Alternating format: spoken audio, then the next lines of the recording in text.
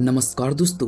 जम्मू कश्मीर के अनंतनाग जिले के पहलगाम में 22 अप्रैल 2025 को हुए भयानक आतंकवादी हमले पूरे देश को झकझोर कर रख दिया है। इस हमले में 26 लोगों की मौत हो चुकी है। इस कायराना हमले में 17 लोग घायल भी हुए हैं।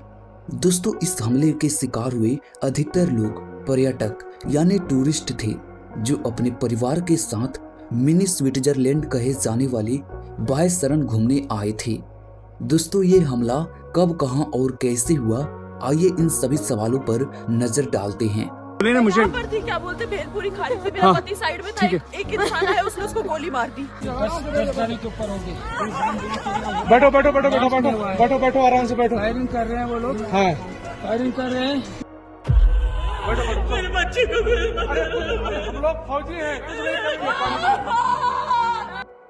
दोस्तों, जम्मू कश्मीर की पहलगाम की बायसरन घाटी में 22 अप्रैल 2025 के दिन दोपहर करीब 3 बजे आतंकियों ने टूरिस्ट पर अंधाधुंध गोलियां बरसाकर 26 लोगों को मार डाला। ये आतंकी सेना की वर्दी में आए थे। आतंकियों ने जिन लोगों पर हमला किया उससे पहले उन सब का धर्म पूछा, परिचय पत्र देखे और फिर तुम हिंदू हो कहकर गोली मार दी। 26 मृतकों में ज्यादातर टूरिस्ट हैं, जबकि 2 विदेशी और 2 स्थानीय नागरिक शामिल हैं। फरवरी 2019 में पुलवामा में हुए हमले के बाद से जम्मू कश्मीर में यह सबसे बड़ा आतंकी हमला है।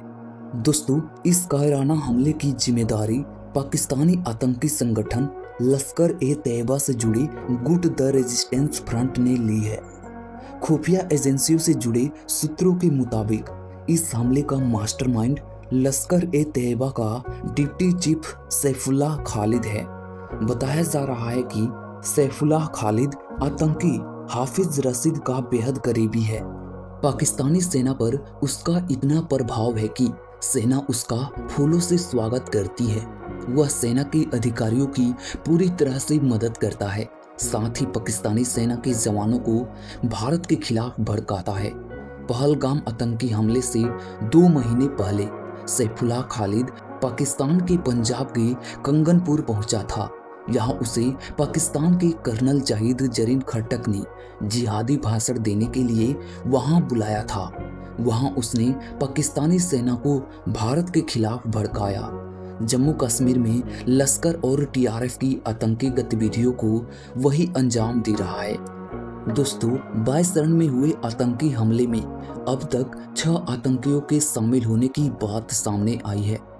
हमला करने वालों में 2 पाकिस्तानी और 2 स्थानीय आतंकी शामिल थे। 2 अन्य के बारे में जानकारी अभी भी सामने नहीं आ सकी है। हमले में शामिल 3 संदिग्ध आतंकियों के स्केच जारी किए हैं। इनके नाम आसिफ फौज, सुलेमान शाह और अबुतुल्लाह बताए गए हैं। कहा जा रहा है कि घटना स्थल पर आतंकी देवदार के घने जंगलों के रास्ते आए थे। यह भी माना जा रहा है कि आतंकी किश्तवाड़ के रास्ते आए थे और फिर कोकरनाग के जरिए दक्षिण कश्मीर के बायसरन पहुंचे। कुछ लोगों ने आतंकियों की संख्या 5 बताई है। बायसरन घाटी में पर्यटकों पर हमले के लिए आतंकियों ने जो समय चुना था वह पाकिस्तान की इनप्योर सोच को दर्शाता है। यह हमला पाकिस्तान आर्मी चीफ के 2 नेशन थ्योरी वाले भड़काऊ बयान, अमेरिकी उपराष्ट्रपति के भारत दौरे, अमरनाथ यात्रा के पंजीकरण और जम्मू कश्मीर संभाग में आतंक रोधी अभियान के बीच हुआ है। रक्षा विशेषज्ञ हमले के समय को उस एजेंडे को बढ़ावा देना मान रहे हैं, जिसे 2019 के बाद सुरक्षा एजेंसियों ने दफना दिया था। बायसरन जैसे आकर्षक पर्यटन स्थल पर हर साल लाखों की संख्या में टूरिस्ट आते हैं। यह आतंकियों का हमला करना इस बात का संदेश देना है कि जम्मू कश्मीर में सब कुछ सामान्य नहीं है। अमरनाथ यात्रा से पहले यह हमला इस बात का दबाव बनाने वाला है कि कश्मीर में श्रद्धालु सुरक्षित नहीं है। दोस्तों, कश्मीर के पहलगाम में आतंकियों ने हरियाणा के लेफ्टिनेंट विनय नरवाल और कानपुर के शुभम को पत्नी के सामने गोली मार दी। इन दोनों की हाल ही में शादी हुई थी। वे हनीमून और घूमने के लिए पहलगाम आए थे। दूसरा, इस हमले में इंदौर के कारोबारी सुनील नाथनियाल, जयपुर के नीरज, रायपुर के स्टील कारोबारी दिनेश मिनारिया, बिहार की आईबी अफसर मनीष रंजन और गुजरात के भी 3 लोग मारे गए हैं। दिनेश अपनी सालगिरह मनाने गए थे। दोस्तों, इस पहलगाम में मौजूद हरियाणा के करनाल की रहने वाली नेवी के लेफ्टिनेंट विनय नरवाल भी थे। वह 3 साल पहले ही नेवी में भर्ती हुए थे।